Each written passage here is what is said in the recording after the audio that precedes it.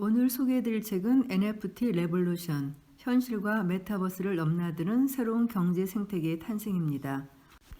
작년부터 가장 큰 화두가 되었던 두 단어가 메타버스와 NFT인 것 같은데요. NFT를 이해하는 것이 조금 어려웠어요. 근데 이 책을 다 읽고 나니까 왜 사람들이 그렇게 거금을 들여서 NFT에 대해 열광하는지 조금은 이해가 될 것 같아요. 오늘 제가 요약해드린 내용이 여러분들에게도 NFT를 좀 더 이해하기 쉬운 그런 디딤돌이 되었으면 좋겠습니다. 그럼 먼저 프롤로그부터 시작할게요.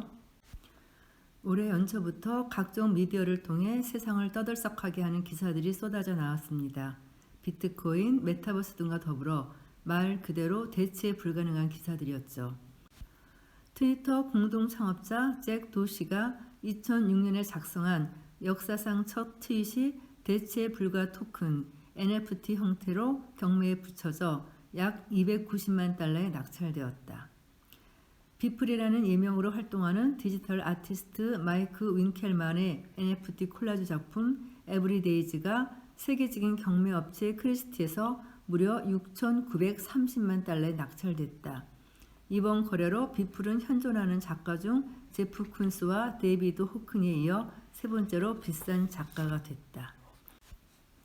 크리스티와 함께 글로벌 경매 시장의 양대 산맥을 이루는 소드비 경매소에서 크립토 펑크 넘버 7523이 1180만 달러에 낙찰됐다. NFT 시초로 일컬어지는 크립토 펑크는 펑크라고 불리는 24 곱하기 24 픽셀 캐릭터들의 모음인데 이날 경매에서 팔린 7523번째 펑크는 9개의 외계 펑크 가운데 하나로 유일하게 마스크를 착용하고 있어 희소성을 인정받았다. 와, 세상이 대체 어떻게 돌아가는 거지? NFT는 또 뭐고? 억소리 나는 NFT 관련 기사들을 보며 이런 생각을 해보지 않으셨나요? 지금 이 프롤로그를 읽고 계시는 당신은 아마 지난 몇 달간 한간에 떠돈 NFT에 대한 무성한 소문과 괴담들 사이에서 좀 더 정확한 정보를 찾고자 이 책을 손에 들었을 것입니다. 아니 대체 왜 사람들은 온라인상에서 얼마든지 좋아요를 누르고 무한 복사해서 붙여넣기죠. 가능한 디지털 이미지 파일을 억대의 돈을 주고 사는 거지? 어디서도 이 질문에 대한 명쾌한 답을 얻지 못해 답답한 마음에 이 책을 펼쳤을 수도 있고요.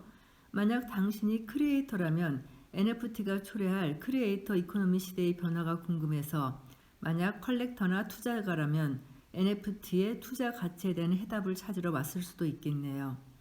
본문에 앞서 간단히 설명해 드리자면 NFT는 Non-Fungible 토큰의 약자로 대체 불가 토큰 또는 대체 불능 토큰으로 번역됩니다. 비트코인, 이더 등의 암호화폐처럼 각기 동일한 가치와 기능을 가지는 대체 가능 토큰과 달리 NFT는 각기 고유값을 지니므로 희소성이 있죠. 토큰 간의 상호 대체가 불가능하다는 뜻입니다. 예를 들어 당신이 나이키 티셔츠를 입고 BTS 공연에 갔는데 운 좋게도 공연장 복도에서 BTS 멤버와 마주쳐 입던 티셔츠에 사인을 받았다고 해볼까요? 그러면 그 티셔츠는 나이키에서 생산한 같은 모양의 어떤 상품과도 바꿀 수 없는 대체 불가한 티셔츠가 되죠. 바로 이런 이치입니다. NFT는 특정 자산에 대해 암호화된 소유권과 거래 내역을 블록체인에 저장하고 기록하는 토큰입니다.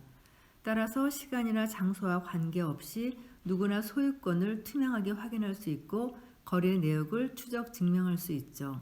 이런 특성을 잘 이용해 탄생한 것이 바로 예술품, 게임, 아이템, 부동산 등 특정 자산의 가치를 담은 NFT입니다. 아시다시피 NFT가 우리 일상 대화에 오르내리기 시작한 것은 불과 몇 달 전부터입니다.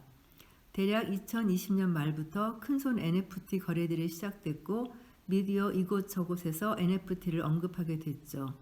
그 전까진 다소 한정적인 팬덤을 이룬 틈새 시장이었습니다. 물론 NFT의 역사는 시간을 조금 더 거슬러 올라갑니다. 암호화폐의 가치가 치솟던 2017년 NFT 컬렉터블로 등장한 크립토 키티가 ERC-721 표준을 따르는 이더리움 기반 NFT 시장의 시초라고 할 수 있습니다. 이 귀여운 고양이들은 선풍적인 투기적 관심을 불러일으키며 한때 이더리움 전체 거래의 20%가량을 차지하기도 했죠. 그러나 관심이 오래 지속되지는 못했는데요. 거기엔 이더리움 네트워크의 과부하로 인한 전송 수수료 급등과 2018년 암호화폐 가치의 폭락이 큰 영향을 미쳤습니다. 그리고 몇 년이 지난 2021년 현재 NFT 시장은 전성기를 맞이하고 있습니다.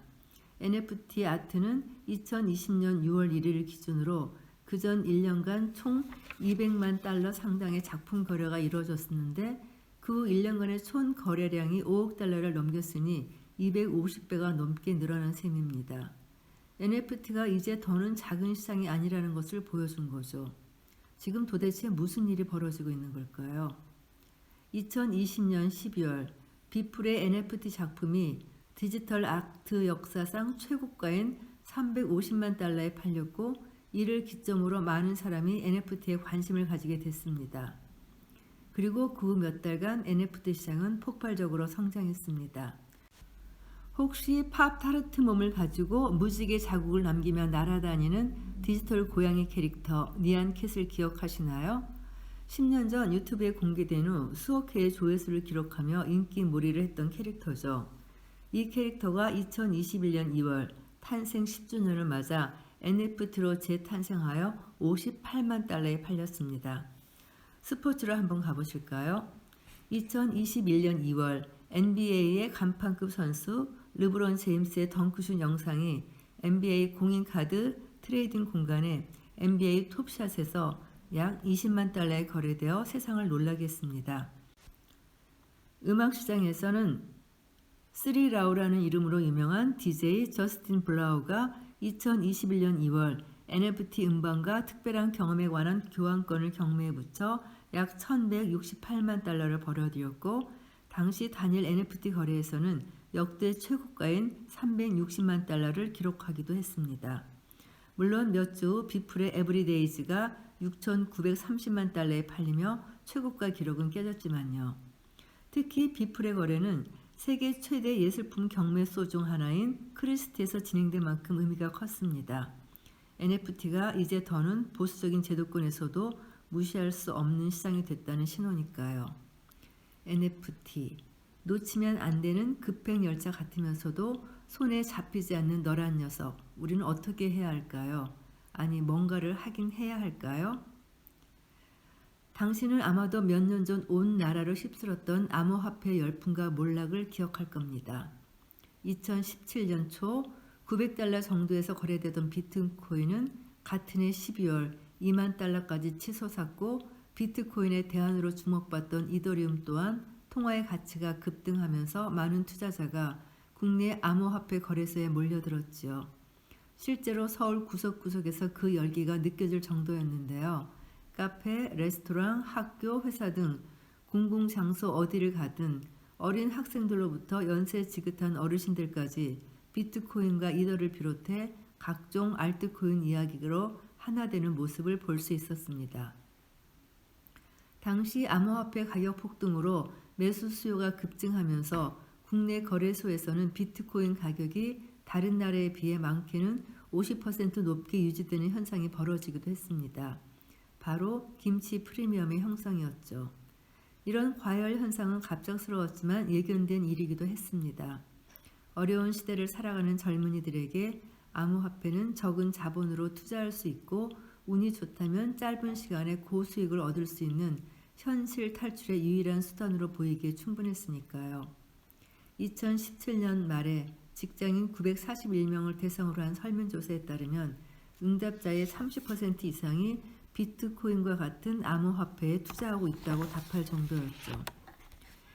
2018년 들어 정부가 투기 열풍을 잠재우고 시장 안정성을 유지하기 위해 강력한 규제책을 펴면서 김치 프리미엄은 사라졌고 암호화폐에 대한 투자자들의 관심도 시들해졌습니다. 한국뿐만 아니라 해외 각국 정부와 거대 투자기관들이 대체로 암호화폐에 대해 부정적이거나 관망하는 입장을 취한 것도 크립토 열풍을 잠재우는 견인차 역할을 했습니다. 국내외 각종 암호화폐 거래소에 몰아치는 악취들도 한몫했고요.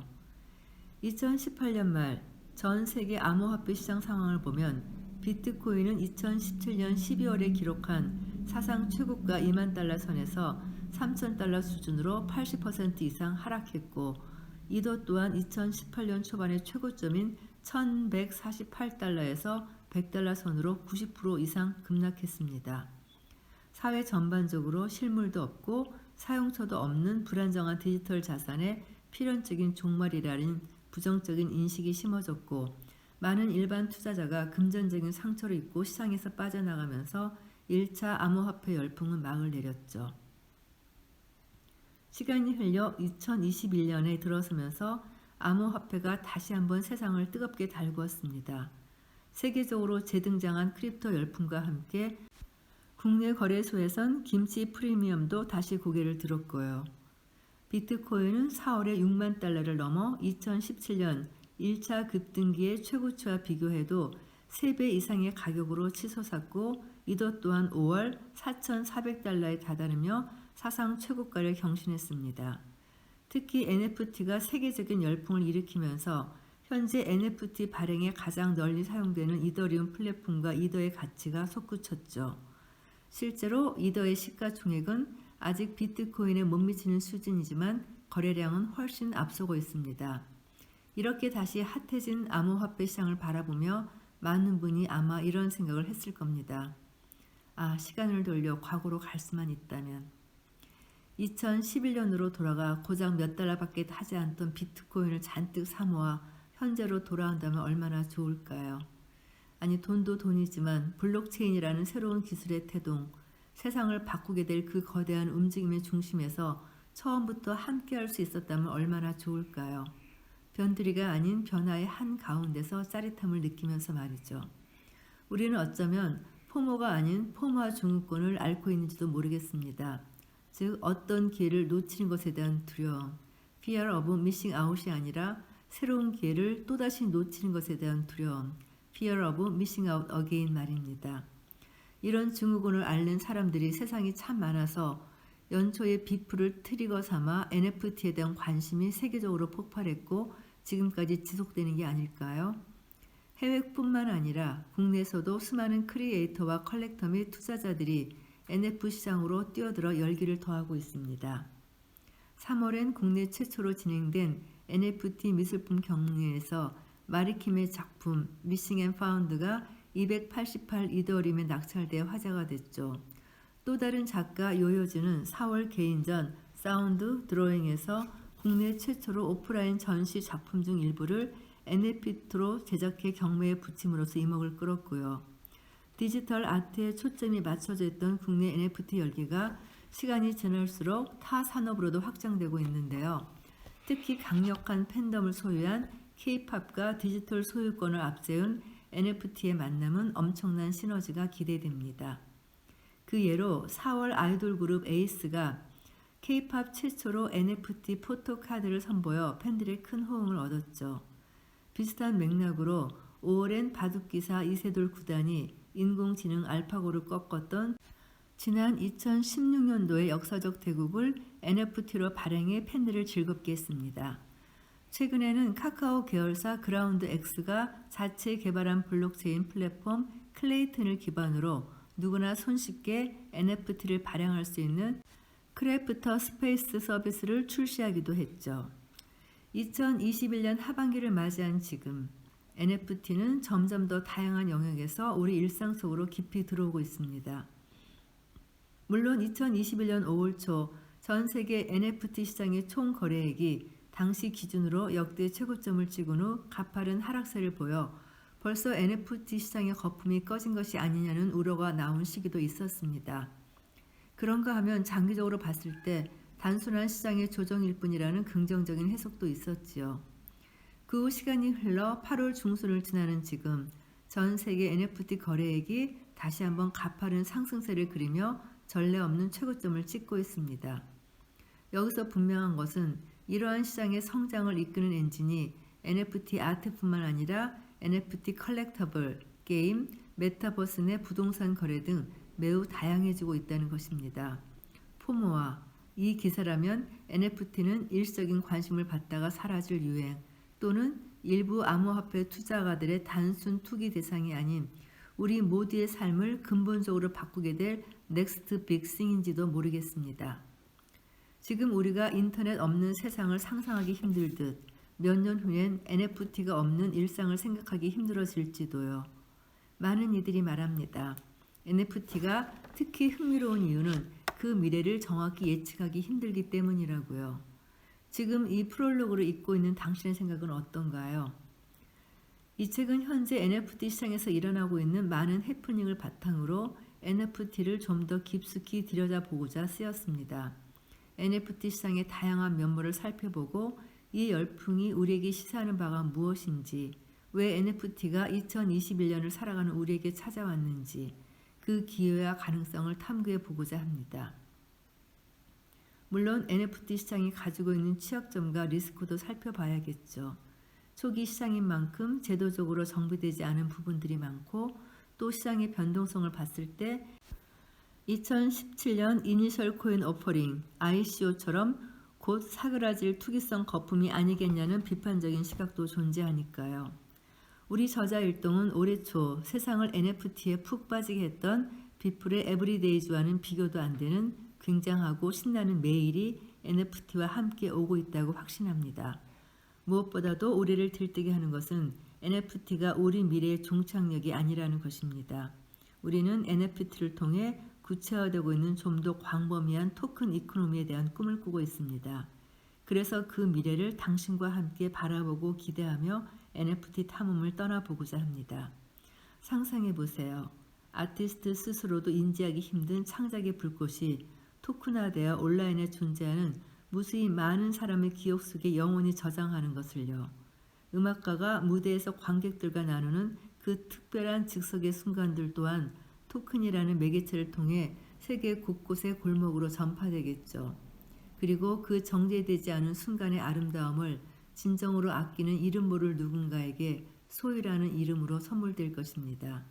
소유의 가치가 담긴 토큰을 통해 시공간의 제약을 넘어 문화 공동체가 형성되고 자율적으로 발전해 나가는 세상, 생각만 해도 즐겁지 않습니까?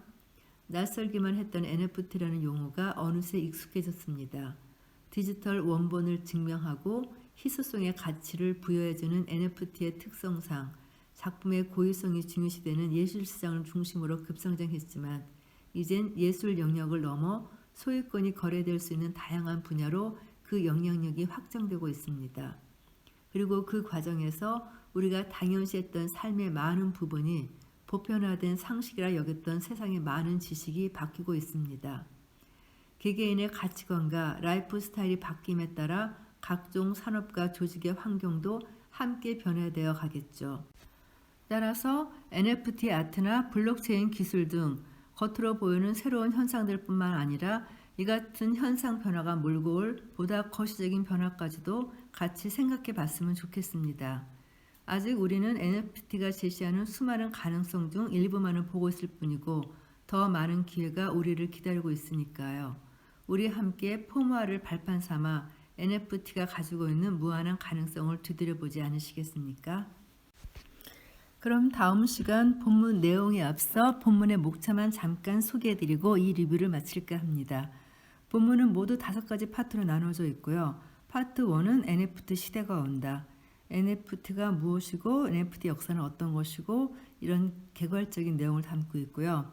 파트 2, NFT 신경계를 만드는 다양한 산업, 미술, 음악, 컬렉터블, 게임 아이템, 디지털 부동산 이 각각에서 NFT가 어떻게 적용되고 있는지를 보여주고요.